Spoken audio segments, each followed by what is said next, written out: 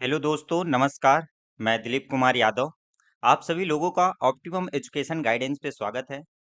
दोस्तों, आज बिहार में पेपर हुए, तो पेपर शिफ्ट फर्स्ट और शिफ्ट सेकंड के जो साइंस के क्वेश्चन रहे, तो काफ़ी इजी क्वेश्चन आए हैं।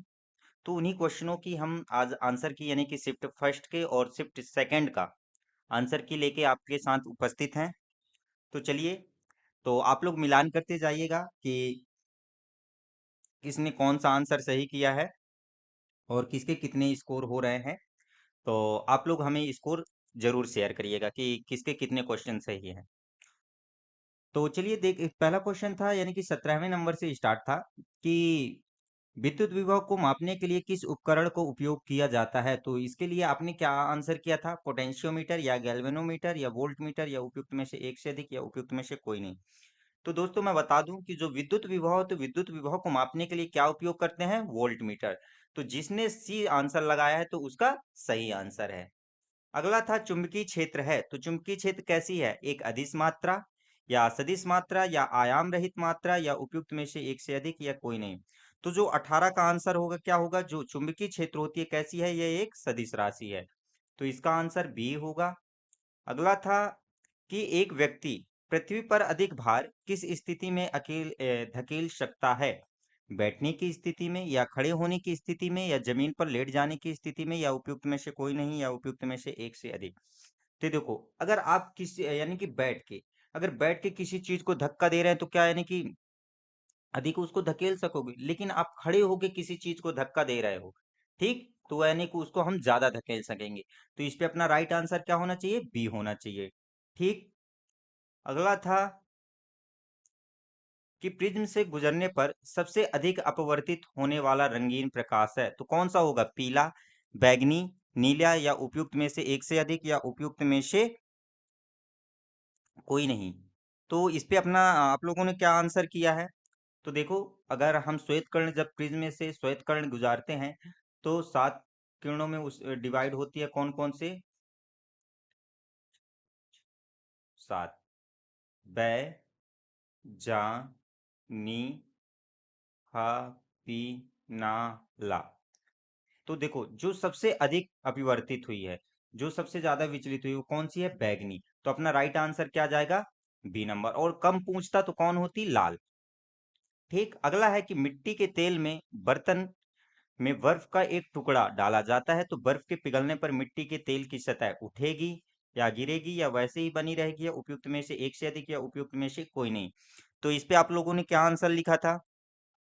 तो क्या जाएगा इसका आंसर कि वह जो तेल की सतह वह कैसे होगी? उठेगी। ठीक, तो इसका आंसर ए नंबर। अगला है कि निम्नलिखित में से किसका पीएच 7 से अधिक है? गैस्ट्रिक जूस का, रक्त प्लाज्मा का, सिरका का या उपयुक्त में से एक से अधिक या उपयुक्त में से कोई नहीं। तो जो यानी 7 से अधिक मतलब वह कैसा होगा? क्षारी होगा। ठीक। तो इसमें से जो गैस्ट्रिक जूस होता है यह कैसा होता है? यह तो अम्लीय होता है। जो रक्त प्लाज्मा होता है, तो रक्त प्लाज्मा का जो पीएच होता है कितना होता है? तो 7 से अधिक होता है, 7.4 या 7.5 के समथिंग होता है। तो इस पे अपना राइट आंसर क्या जाएगा? B number. ठीक। अगला क्वेश्चन मिलाते जा रहे हैं ना आप लोग? कितने सही हुए हैं अभी तक में ये? चलिए अगला क्वेश्चन कि एक समान नेत्र लेंस की नाभिक दूरी होती है लगभग 1 मिलीमीटर या 25 सेंटीमीटर या 2 सेंटीमीटर या उपयुक्त में से कोई नहीं या उपयुक्त में से। तो इस पे तो मैं मानता हूं कि सब लोग का सही आंसर ही जाना चाहिए। क्या होगा? B number, 25 centimetre.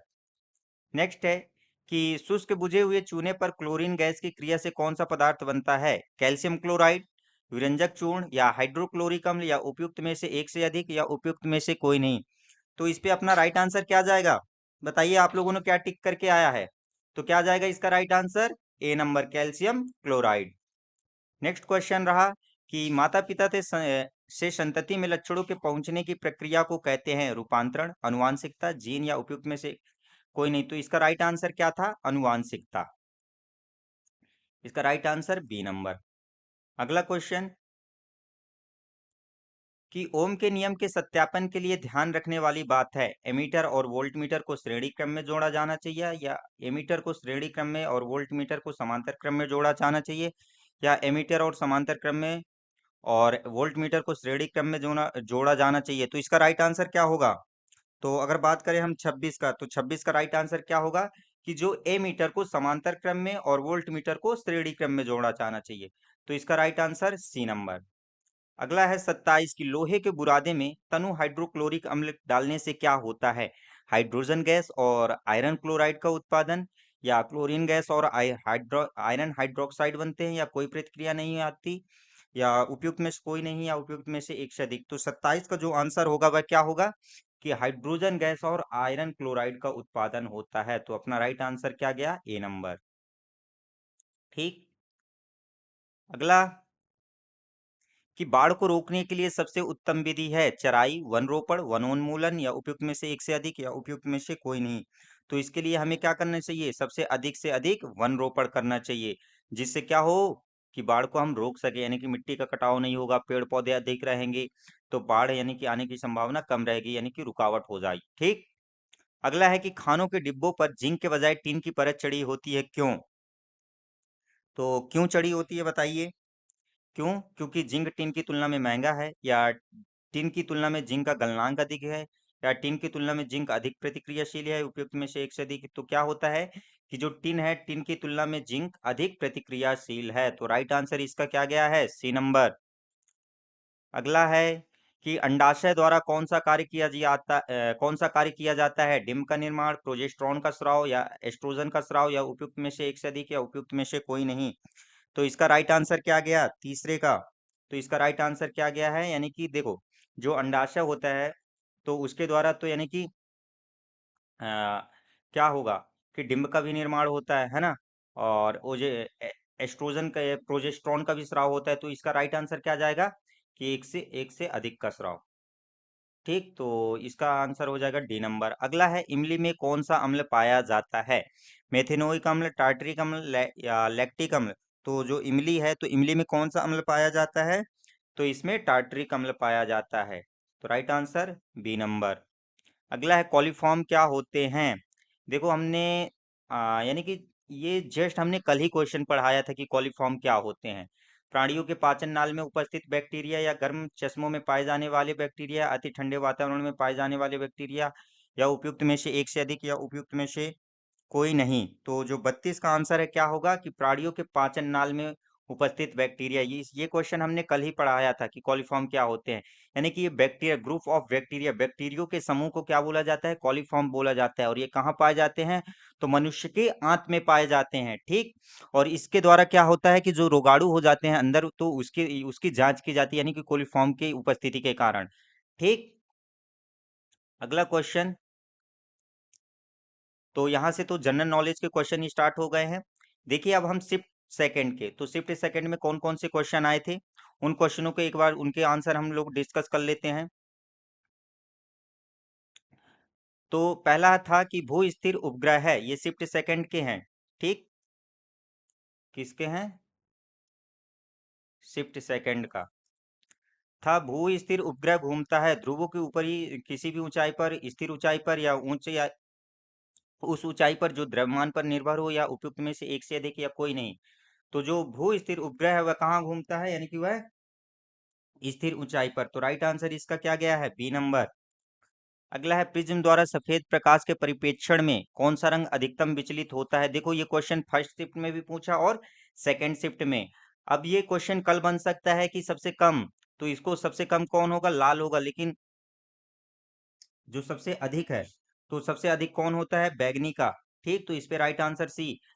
और एक क्वेश्चन ये भी बहुत पूछता है कि जो बीच में होता है कौन होता है? तो बीच में हरा होता है। तो कल क्वेश्चन ये दो क्वेश्चन बन सकते हैं। ठीक। अगला है कि मेघ गर्जन के समय निम्नलिखित में से क्या सुरक्षित है? खुली छतरी लेकर चलना, या छोटे पेड़ के नीचे आश्रय लेना, या खुली जगह में खड़े रहना, या उपयुक्त में से एक से अधिक, या कोई नहीं। तो इसमें हमें यानी कि हम खुली छतरी लेकर यानी कि छोटे पेड़ के नीचे भी आश्रय ले सकते हैं, और खुली जगह में भी खड़े रह सकते हैं। ठीक। तो एक से अधिक हो जाएंगे।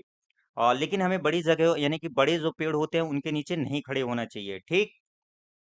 अगला क्वेश्चन है कि स्वतंत्र रूप से पृथ्वी की ओर गिरते हुए निकाय की कुल ऊर्जा होती है, घटती है, बढ़ती है, या स्थिर रहती है, या उपयुक्त में से एक से अधिक, या उपयुक्त में से कोई नहीं। तो क्या होगा? देखो जो ऊर्जा संरक्षण का नियम है क्या होता है कि हम ऊर्जा को ना तो उत्पादित कर सकते हैं और ना ही उसको यानी खत्म कर सकते हैं, केवल उसको हम एक रूप से दूसरे रूप में परिवर्तित कर सकते हैं। तो जो ऊर्जा रहेगी, तो ऊर्जा क्या रहेगी, स्थिर रहती है। तो इसका राइट आंसर क्या होगा, सी नंबर। ठीक। अगला क्वेश्चन कि नेत्रदान में दाता की आंख के किस हिस्से को प्रतिरूपित किया जाता है, लेंस को, कॉर्निया को, पूरी आंख को, या उपयुक्त। तो किस हिस्से को प्रतिरूपित किया जाता है, तो कॉर्निया को। तो राइट आंसर इसमें क्या गया, बी नंबर। अगला है B12 का रासायनिक नाम क्या है, थायमिन, ये तो B1 का है, कोबालमिन B12 का है, नियासिन B3 का है। ठीक, तो इस पे अपना राइट आंसर क्या गया, बी नंबर। अगला है निम्नलिखित में से कौन सा अम्ल क्षार का संकेतक है, सिरका, हल्दी, खाने वाला सोडा, या उपयुक्त में से एक से अधिक, या कोई नहीं। तो जो अम्ल क्षार के संकेतक है तो वह क्या हो जाएंगे, उपयुक्त में से एक से अधिक, क्योंकि हल्दी हो गई, खाने के सोडे हो गए, ये सभी क्षार यानी कि संकेतक के रूप में यूज करते हैं। ठीक। अगला क्वेश्चन है कि जब मृदा अति क्षारीय हो तथा उसमें पौधे पैदा नहीं होते, तब मृदा की गुणवत्ता में सुधार के लिए क्या मिलाना चाहिए, कार्बनिक पदार्थ, बिना बुझा चूना, कैलामाइन का घोल, या उपयुक्त में से एक से अधिक, या उपयुक्त में से कोई नहीं। ठीक, तो हमें देखो, जो कार्बनिक यानी कि हमें मृदा की गुणवत्ता बढ़ाना है, तो उसमें कार्बनिक पदार्थ की अधिकता होनी चाहिए। तो अपना राइट आंसर इसमें क्या जाना चाहिए, ए नंबर। ठीक। अगला क्वेश्चन, अगला है कि फ़ारेनहाइट पैमाने पर परम शून्य का मान कितना होता है। तो फ़ारेनहाइट का अगर परम शून्य पे है तो उसका मान कितना होता है, -459.4 फ़ारेनहाइट। तो इस पे अपना राइट आंसर क्या गया, सी नंबर। अगला है प्रकाश तरंगे किस प्रकार की तरंगे होती हैं। तो जो प्रकाश तरंगे हैं वे किस प्रकार की तरंगे हैं, अनुप्रस्थ तरंगे। तो अपना राइट आंसर ए नंबर। अगला है प्रबल अम्ल और दुर्बल क्षारक से बने लवण का पीएच मान क्या होता है, क्या होता है। जो प्रबल अम्ल और दुर्बल क्षारक से बने होते हैं तो उनका क्या होता है कि 7 से कम होता है। ठीक। जैसे प्रबल अम्ल क्या हो गया, HCl हो गया, और दुर्बल क्षारक क्या हो गया, NaOH हो गया। तो इसका अगर बनेगा तो क्या बनेगा, NaCl। ठीक। तो क्या हो जाएगा, तो यानी कि 7 से कम होता है। अगला है कि 1 गीगाबाइट बराबर होता है, कितना होता है, 1024 MB। राइट आंसर क्या जाएगा, बी नंबर। कितने लोगों के कितने क्वेश्चन सही हुए। अगला है सोडियम हाइड्रोक्साइड और हाइड्रोक्लोरिक अम्ल की अभिक्रिया किससे सोडियम क्लोराइड जल बनते हैं, यह कौन सी अभिक्रिया है, सॉरी इसका हम ये बता रहे थे। तो ये कौन सा होगा, उदासीनीकरण। तो इस पे अपना राइट आंसर क्या जाएगा, ए नंबर। अगला है ऊर्जा उत्पादन के लिए कोशिका प्रायः किसका उपयोग करती है। तो किसका उपयोग करती हैं, तो ग्लूकोज। ग्लूकोज का उपयोग करके ही हमें ऊर्जा का यानी कि एटीपी के रूप में हमें ऊर्जा मिलती है। ठीक। अगला है कि पीयूष ग्रंथि का कार्य होता है। तो पीयूष ग्रंथि का क्या कार्य होता है, तो पुरुषों में यौन अंगों को विकसित करना, या सभी अंगों को वृद्धि करना, या शक्कर शरीर में चीनी और नमक के स्तर को नियंत्रित करना, या उपयुक्त में से एक से अधिक। तो मैं बात करूं कि जो पीयूष ग्रंथि होती है, तो पीयूष ग्रंथि में तो यानी कि इसको मास्टर ग्रंथि बोला जाता है एक तो। और जो पीयूष ग्रंथि होती है तो पीयूष ग्रंथि में क्या कि ग्रोथ हार्मोन्स पाए जाते हैं। ठीक। तो यानी कि इसमें ग्रोथ हार्मोन्स पाए जाने की वजह से तो यह हमारे शरीर के यानी कि वृद्धि करता है। ठीक। और दूसरी बात, जो पीयूष ग्रंथि होती है तो पीयूष ग्रंथि में क्या यानी कि यौन संबंधी क्या पाए जाते हैं, हार्मोन्स पाए जाते हैं, जैसे ऑक्सीटोसिन हो गए, प्रोलैक्टिन हो गए। ठीक। तो इसमें क्या आंसर जाएगा, उपयुक्त में से एक से अधिक जाएगा, डी नंबर। यानी पुरुष अंगों को विकसित करने में और यानी कि अंगों में वृद्धि को प्रोत्साहित करने में। तो राइट आंसर क्या होगा, इसका डी होगा। अगला है मस्तिष्क के कौन से भाग रक्तचाप को नियंत्रित करते हैं। तो रीढ़ की हड्डी या खोपड़ी। तो इस पे अपना राइट आंसर क्या जाना चाहिए, तो इसका राइट आंसर क्या जाएगा कि जो पोन्स होता है, मेडुला होता है, सेरिबेलम होते हैं, ये क्या है यानी कि रक्तचाप को नियंत्रित करते हैं। क्यों, क्योंकि जो रक्तचाप को नियंत्रित करता है तो वह कौन करता है कि मस्तिष्क स्तंभ के द्वारा यानी कि रक्त दाब को नियंत्रित किया जाता है। और मस्तिष्क स्तंभ में कौन कौन से आते हैं, तो मेडुला ऑब्लिगेटा हो गया, पोन्स हो गया, और इनमें मध्य मस्तिष्क होता है। तो मध्य मस्तिष्क में यही सेरिबेलम ये सब पार्ट आ जाते हैं। तो इसका राइट आंसर क्या गया, सी नंबर। तो दोस्तों साइंस के तो क्वेश्चन खत्म हो गए हैं।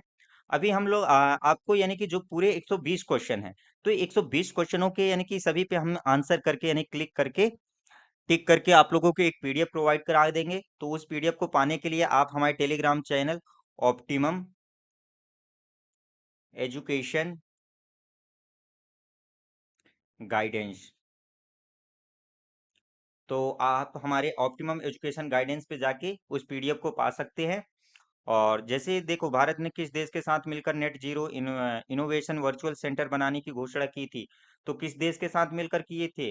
तो ये पर्यावरण के संरक्षण और जलवायु मंडली के लिए, यानी कि इन्होंने ब्रिटेन के साथ। तो इस पे राइट आंसर क्या गया था? B number.